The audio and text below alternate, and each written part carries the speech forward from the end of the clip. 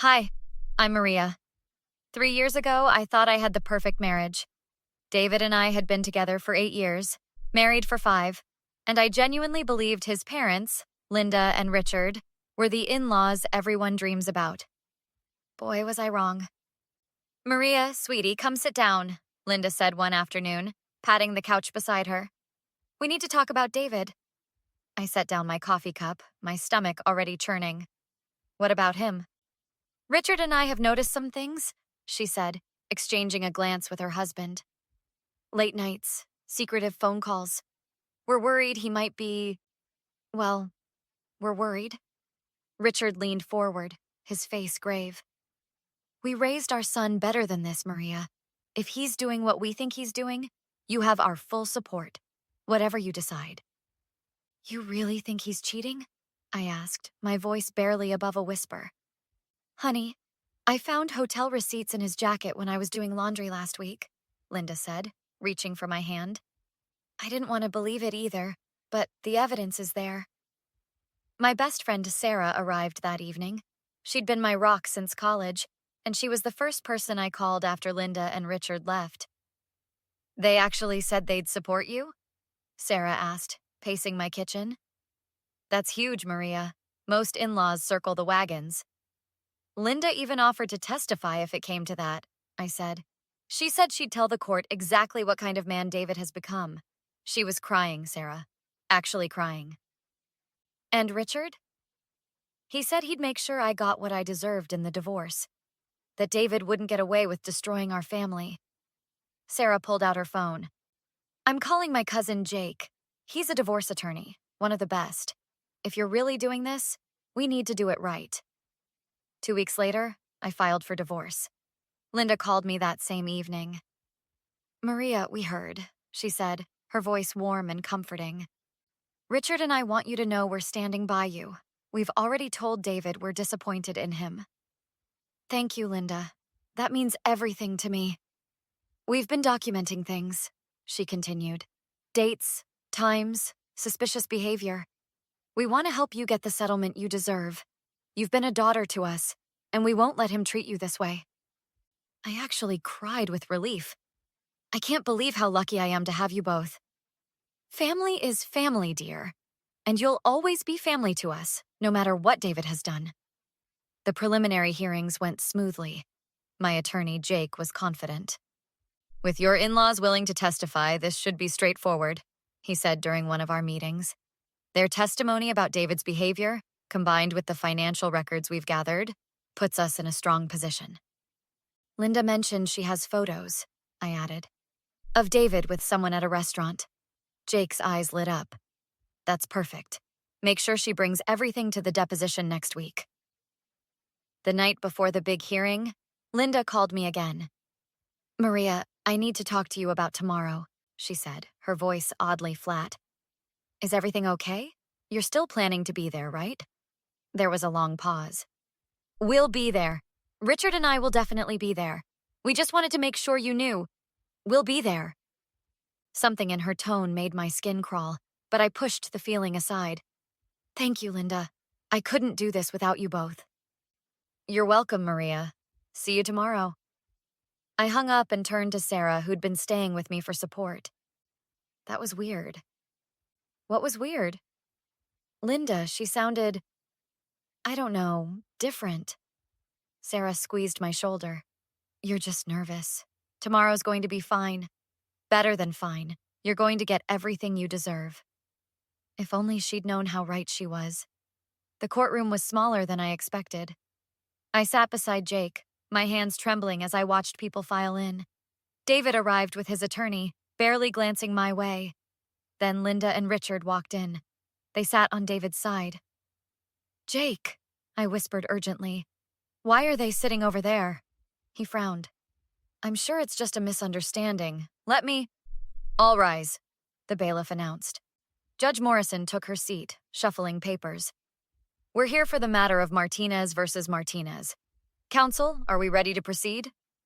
Jake stood. Yes, Your Honor, the petitioner is ready. David's attorney, a slick-looking man named Robert Chen, smiled. The respondent is ready, Your Honor, and we have witnesses prepared to testify. My stomach dropped. Your Honor, Chen continued, we'd like to call Linda Martinez to the stand. I watched, frozen, as my mother-in-law walked to the witness stand. She didn't look at me once. Mrs. Martinez, Chen began, you're the defendant's mother, correct? Yes, I am. And you've known the plaintiff, Maria Martinez, for how long? 8 years, since she and David started dating. During that time, did you observe the nature of their relationship? Linda nodded. I did, very closely. Can you describe what you observed? This was it. This was where she'd tell everyone about David's cheating, his lies, his late nights. I leaned forward. I observed a very troubled relationship, Linda said slowly. Maria was often controlling, demanding. She isolated David from his friends, monitored his phone constantly, and created scenes when he wanted to spend time with us. I gasped. Sarah grabbed my arm. That's not, I started, but Jake silenced me with a look. Can you provide specific examples? Chen asked. Certainly. Last Thanksgiving, Maria insisted David leave our family dinner early because she wanted to go home. She called him 15 times in 2 hours. On his birthday, she went through his phone and accused him of cheating when he was actually planning a surprise for her anniversary. Objection! Jake was on his feet. This is character assassination without evidence. Your Honor, Chen said smoothly, I have evidence. Mrs. Martinez has provided us with recordings. Recordings? Judge Morrison raised an eyebrow. Yes, Your Honor. Mrs. Martinez had concerns about her son's well-being and documented several incidents. We have audio recordings of arguments, text messages, and even security footage from their home. The room spun. Security footage? I whispered to Jake. He looked as shocked as I felt. I don't understand. They told you they supported you. Chen pulled out a folder. Your Honor, these recordings paint a very different picture than what the petitioner has claimed. They show a pattern of emotional manipulation and control. We're prepared to play them for the court. How did you get recordings from my house? I demanded, standing up. Please sit down, Mrs. Martinez, the judge said sternly. Linda finally looked at me, and what I saw in her eyes made my blood run cold. Triumph. Jake, we need a recess, I hissed. I need to understand what's happening. Your Honor, Jake said, I request a brief recess to consult with my client. Denied. This hearing has already been delayed twice. We'll proceed. For the next hour, I sat in horror as Linda and Richard systematically destroyed every claim I'd made. They had recordings I never knew existed, text messages I'd sent to David taken completely out of context, even a video of me crying and yelling during an argument, edited to make me look unhinged. Where did all this come from? I asked Jake desperately during a brief break. They must have been planning this for months, he said grimly. The security cameras, the recordings, this was coordinated. They played you, Maria. Sarah appeared beside me. I've been doing research. Linda and Richard could face serious consequences for this. Secret recordings, manipulated evidence. But the damage is done, I said, watching the judge review the materials. She believes them. Look at her face. David smirked at me across the courtroom. Then he mouthed 2 words.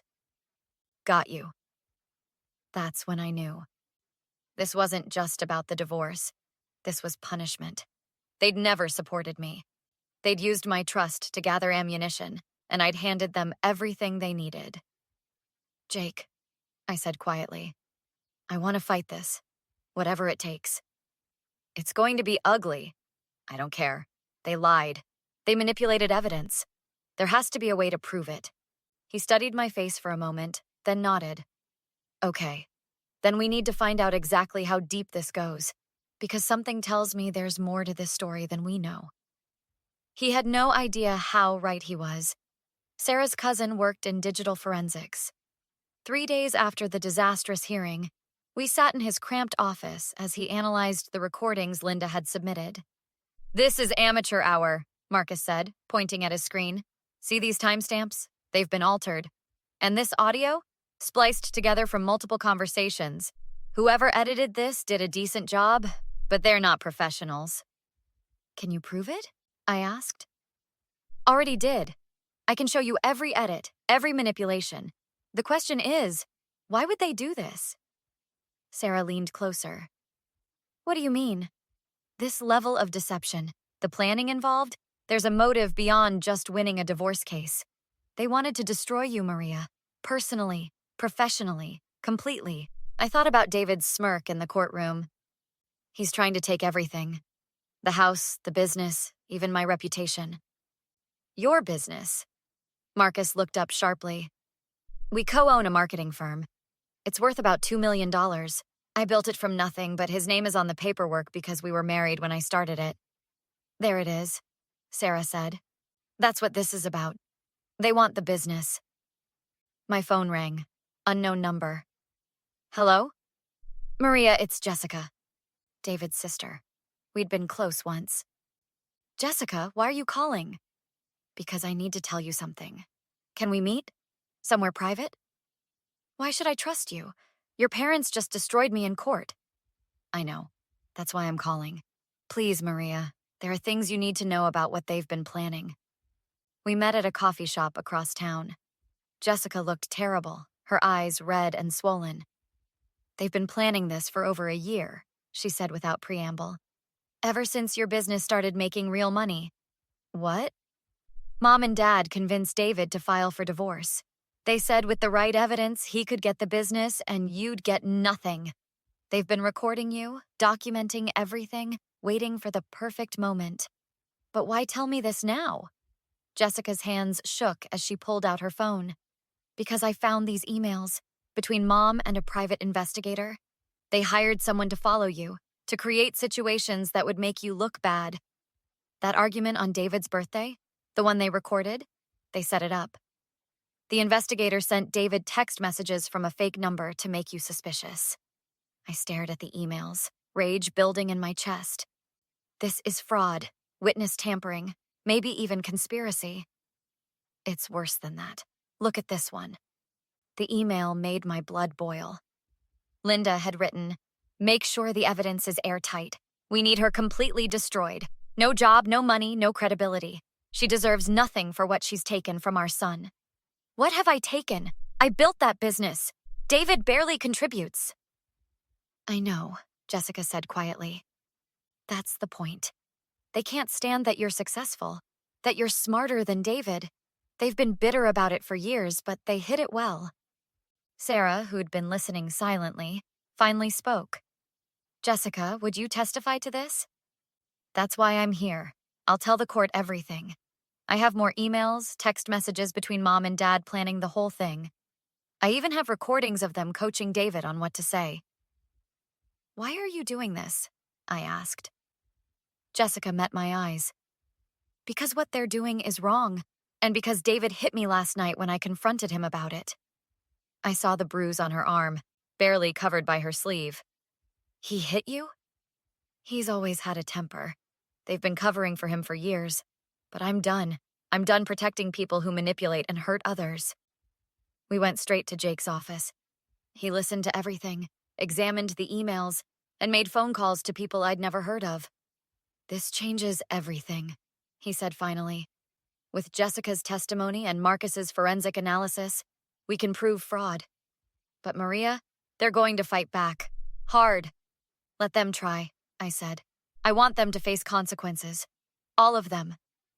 Even David? Especially David. He's been lying from the beginning. The cheating, the late nights. It was all real, wasn't it, Jessica?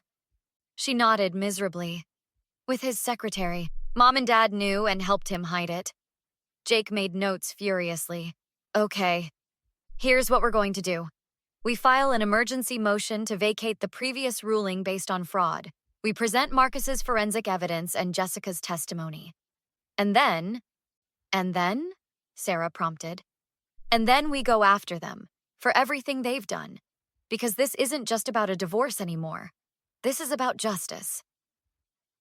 The emergency hearing was set for 2 weeks later. Marcus uncovered more evidence of tampering, and Jessica provided a detailed timeline of her parents' scheme. The courtroom was packed when we arrived. Linda and Richard sat with David, all three looking confident until they saw Jessica walk in with me. What is she doing here? Linda hissed loudly. She's my witness, Jake said calmly. Problem? David stood up. You turned my own sister against me?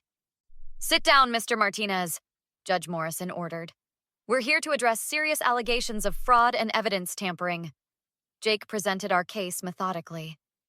Marcus testified about the edited recordings, showing side-by-side comparisons of the manipulated versions versus the originals.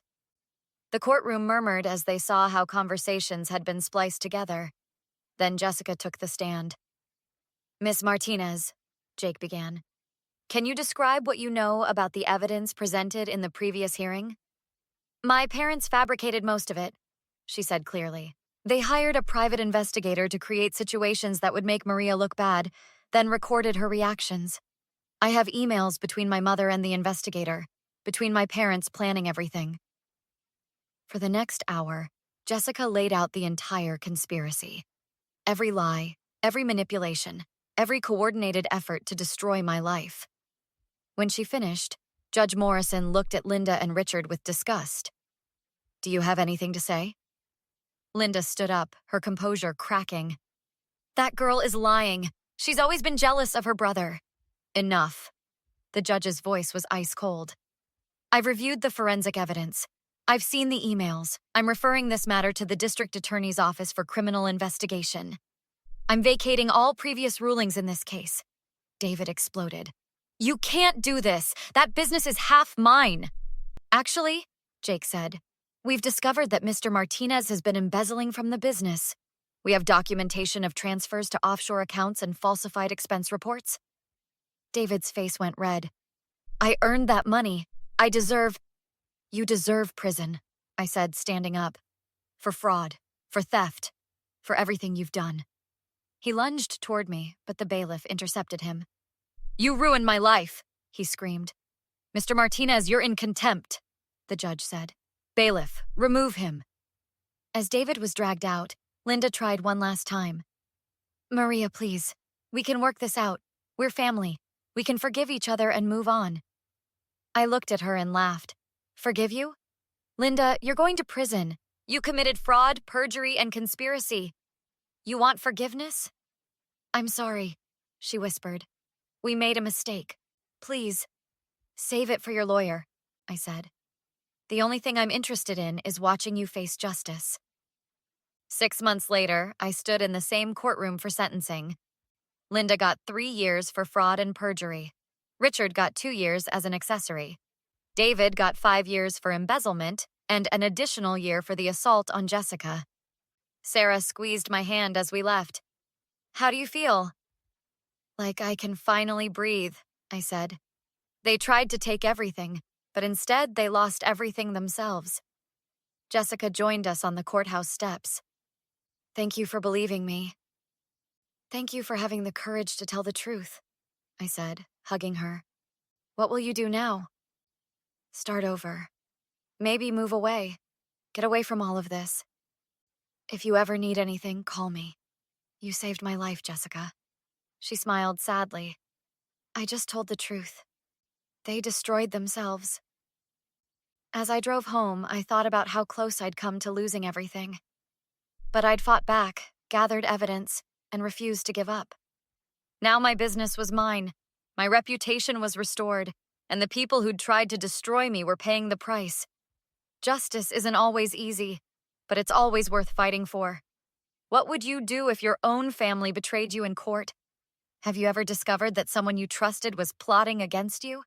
Share your stories in the comments below, and don't forget to like and subscribe for more true revenge stories.